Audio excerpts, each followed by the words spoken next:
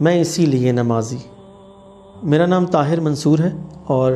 میں اسلام آباد کا رہنے والا ہوں، اسلام آباد کا رہائشی ہوں، اور میری تعلیم شعبے کے لحاظ سے میں آئی ٹی اور سیلز مارکیٹنگ میں رہا ہوں۔ میری تعلیم ہے، میں نے MBA مارکیٹنگ میں کیا ہے اور اس کے ساتھ MS ٹیلی کام، اس کے علاوہ میں نے بہت سے IT اور سافٹ سکلز میں سرٹیفکیشنز کی ہیں، اور آج کل میں جو ہوں وہ ایز اے بزنس ٹرینر اور سافٹ سکلز کوچ کی حیثیت سے کارپوریٹ آرگنائزیشنز کو ٹریننگز دے رہا ہوں۔ میں پیدائشی قادیانی تھا،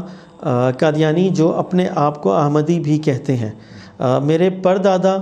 انگریز سرکار کی فوج میں ملازمت کرتے تھے اور وہاں سے انہوں نے مرزا قادیانی کے مذہب میں شمولیت اختیار کی۔ اسی طرح میرے پردانا بھی پولیس کے محکمے میں تھے اور انہوں نے بھی مرزا قادیانی کی مذہب میں شمولیت اختیار کی، اور میرا خاندان ایک کٹر قادیانی گھرانہ تھا، اور جس کا تعلق مرزا قادیانی کے جو ان کا رائل خاندان ہے اس فیملی سے تھا، اور میں قادیانیت کے اہم ترین شعبوں اور عہدوں پر بھی رہا ہوں، اور اس لحاظ سے ہمارا خاندان بہت پرومننٹ تھا، اور میں قادیانیوں کی تبلیغ اور تمام سرگرمیوں میں بہت بڑھ چڑھ کر حصہ لیتا تھا۔ قادیانیت مذہب جو ہے اس میں بچپن سے ہی اسلام اور مسلمانوں کے خلاف، اور خاص طور پر مسلمانوں کے مذہبی طبقے کے خلاف بچپن سے ہی قادیانیوں میں بہت زیادہ نفرت دلوں میں ڈالی جاتی ہے، اور ہمیں یہ بتایا جاتا تھا کہ ہم ہی واحد وہ جماعت ہیں جو کہ نعوذ باللہ حق پہ ہیں اور جنہوں نے جنت میں جانا ہے، اور قادیانیوں نے اپنی ایک جنت بھی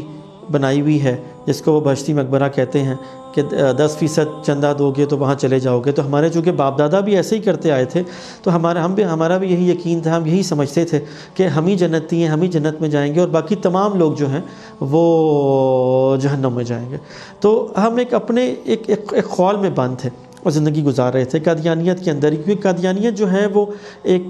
وہ اپنے لوگوں کو جکڑ کے رکھتی ہے، جیسے وہ پتلی کی طرح اپنے لوگوں کو استعمال کرتے ہیں، حتیٰ کہ یہاں تک بھی اجازت نہیں ہوتی کہ وہ کسی دوسرے کی اسلام کی یا قرآن کی کوئی اور تفسیر بھی اپنے گھر میں رکھیں۔ مجھے موقع ملا ایک ملازمت پہ سعودی عرب جانے کا۔ اب سعودی عرب تو قادیانی نہیں جا سکتے، لیکن قادیانیت کے مذہب میں یہ ہے کہ اگر اپنا موقع کوئی فائدے کی بات ہو تو اس کو اختیار کر لو، تو اسی لیے ہم نے شناختی کارڈ بھی اور پاسپورٹ بھی کے اوپر بھی سائن بھی کر دیا کہ جی قادیانی نہیں، مرزا قادیانی پہ لعنت بھی بھیجی، اور وہاں پہ چلے گئے۔ تو وہاں پہ سعودی عرب میں چونکہ جو ملازمت تھی وہاں پر بھی ایک قادیانی ہی تھا جو کہ ایک عربی کمپنی کے انڈر جو ہے بہت بڑی پوزیشن پہ تھا۔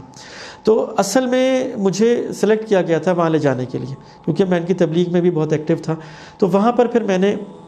ان کا انڈر گراؤنڈ نیٹ ورک بھی دیکھا کہ جہاں پہ کس طرح کا سارا قادیانی ہے، انہوں نے مراکز بنائے ہوئے ہیں، ساری دنیا سے لوگ آتے ہیں۔ پھر اس میں مجھے جو ہے وہ وہاں پر جو قادیانی جمع ہو کے اپنے طور پہ چھپ کے جاتے ہیں عمرے پہ یا حج کے موقع پہ، ساری دنیا سے آتے ہیں، تو مجھے وہاں پہ انہوں نے ان کا امیر مقرر کیا اور میں ان کا امیر تھا۔ بہرحال میں نے جب وہاں پر اتنے مسلمانوں کو دیکھا جو کہ انڈونیشیا سے تھے، عرب ممالک سے تھے، انڈیا سے تھے، افریقہ سے تھے، اور خاص طور پر میدان عرفات میں، تو مجھ سے رہا نہیں گیا۔ حقیقت یہ ہے کہ میں ننگے پیر میدان عرفات میں نکل گیا اور میرے آنکھوں سے آنسو روا تھے، اور میں نے اللہ تعالیٰ سے یہ دعا مانگی کہ کیسے ہو سکتا ہے کہ اتنی بڑی امت، اتنے مسلمان، یہ تمام لوگ اگر برے ہیں یا نعوذ باللہ جہنمی ہیں اور ہم ہی ٹھیک ہیں، تو کیا یہی اسلام ہے؟ وہاں سے ایک سوال میرے ذہن میں اللہ تعالیٰ نے ڈالا۔ پھر وہاں سے واپسی کے بعد ایک لمبا تحقیق کا سفر ہے جو کہ تقریباً 12 سال پر محیط ہے، کہ میں نے تحقیق کی کہ ہمارا قادیانیت مذہب ہے کیا۔ 2004 میں میری اور میری اپنی والدہ سے اس موضوع پہ بہت ڈسکشن ہوتی تھی اور ہم بڑی گھٹن فیل کرتے تھے، تو پھر ہم نے یہ فیصلہ کیا کہ ہم وہاں جاتے ہیں جہاں سے قادیانیت کا آغاز ہوا ہے۔ تو میں اور میری والدہ ہم 2004 میں ہم یہاں سے ہر سال 5 سے 10 ہزار قادیانی یہاں سے انڈیا جاتے ہیں، کیونکہ ان کا مرکز انڈیا ہے، اور تو ہم یہاں سے قادیانیوں کے ساتھ وہاں پہ انڈیا گئے، کیونکہ وہاں پہ دیکھا کہ وہاں پر دیکھ کے تو ہمارا بہت ہی ہمیں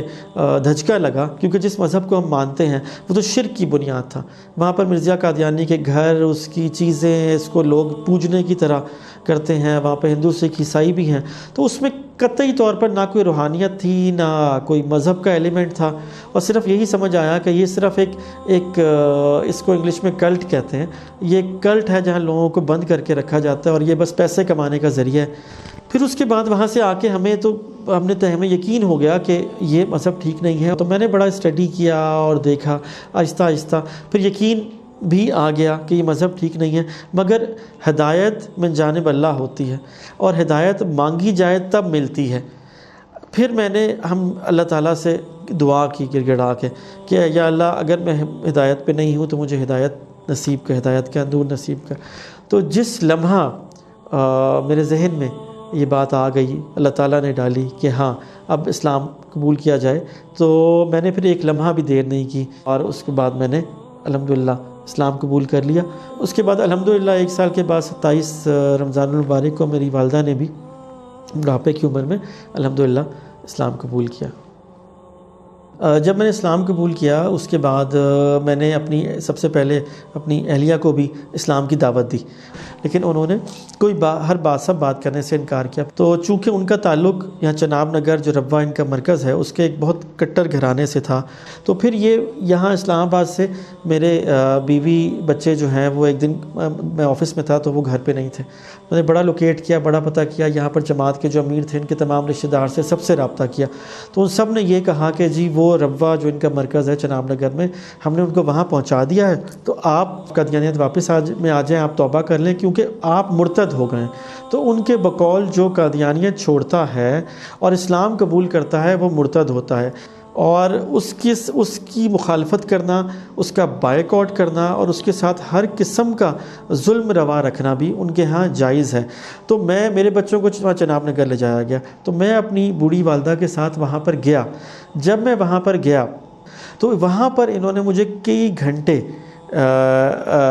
وہاں پر مجھے انہوں نے بند رکھا، تو وہاں پہ مجبوراً مجھے پولیس کو کال کرنا پڑا، پولیس آئی اور ریپڈ فورس آئی، انہوں نے بھی کہا کہ آپ ان کے ساتھ ہی بات کریں، تو مجھے اپنے بچوں سے بھی نہیں ملایا گیا، اور وہاں پر مجھے بھی انہوں نے کئی گھنٹے مجھے اور میری والدہ کو بند رکھا، اور یہ کہا کہ آپ جو ہیں یہاں سے زندہ نہیں جا سکتے، آپ اسلام چھوڑ دیں اور بچوں کو بھول جائیں۔ ہم نے کیس بھی کیا، اور پھر کیس میں کسٹڈی کا آرڈر بھی ہو گیا، لیکن اسی دوران یہ کیس کے کورٹ کے آرڈر کے اگینسٹ بچوں کو اور میری اہلیہ بچوں کو لے کے قادیانی جماعت ان کو انگلینڈ لے گئے۔ اسلام لانے کے بعد اب میرا مقصد حیات کہہ لیں، زندگی کا مقصد یہ ہے کہ میری پوری کوشش ہے کہ ان لوگوں کو جو اندھیروں میں بھٹک رہے ہیں، کفر کے اندھیروں میں بھٹک رہے ہیں، خاص طور پہ قادیانی مذہب کے لوگ، کہ ان کو میں اندھیروں سے نکال کے اسلام کے نور کی طرف لے کے آؤں۔ یہ میری کوشش ہے، اور انشاءاللہ یہی میرا مشن ہے۔